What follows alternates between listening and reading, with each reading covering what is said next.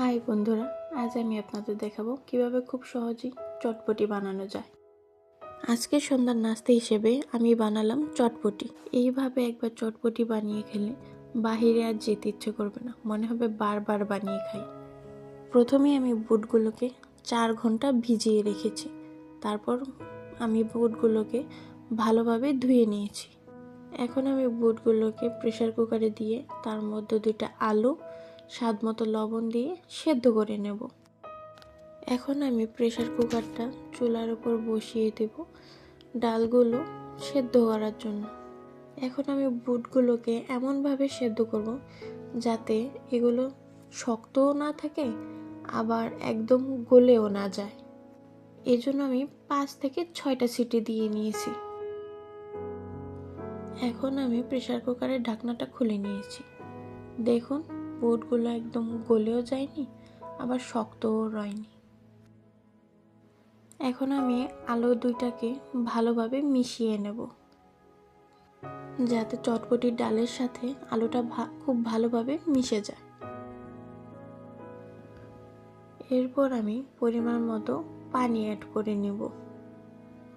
আমার যতটুকু প্রয়োজন আমি ততটুকু পানি দিয়ে নিয়েছি। তারপর আমি ভালোভাবে নেড়ে চেড়ে দিব। এরপর আমি এখানে হলুদ গুঁড়া ব্যবহার করব। এখানে আমি 1/2 চামচ হলুদ গুঁড়া দিয়েছি। হলুদ দেওয়া হয়ে গেলে সুন্দরভাবে নেড়েচেড়ে মিশিয়ে নিয়েছি। এরপর আমি 3 থেকে 4 টেবিল চামচের মতো টমেটো সস ব্যবহার করব।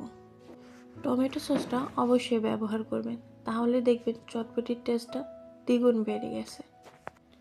এরপর আমি সুন্দরভাবে নেড়েচেড়ে মিশিয়ে নিয়েছি। এরপর আমি এখানে চটপটির মশলা ব্যবহার করেছি। আমি প্রায় 3 চামচের মতো মশলা ব্যবহার করেছি।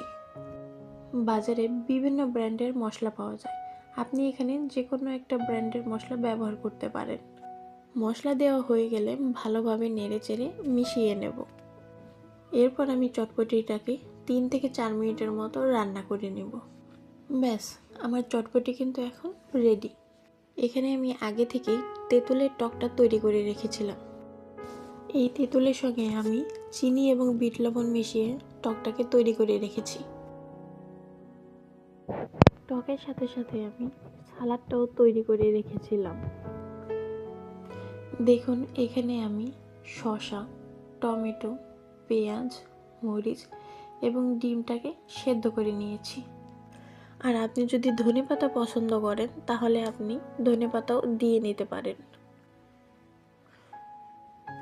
দেখুন, আমি আগে থেকেই ফুচকাগুলো ভেজে রেখেছিলাম। আমার ফুচকাগুলো কিন্তু খুব সুন্দর ভাজা হয়েছে।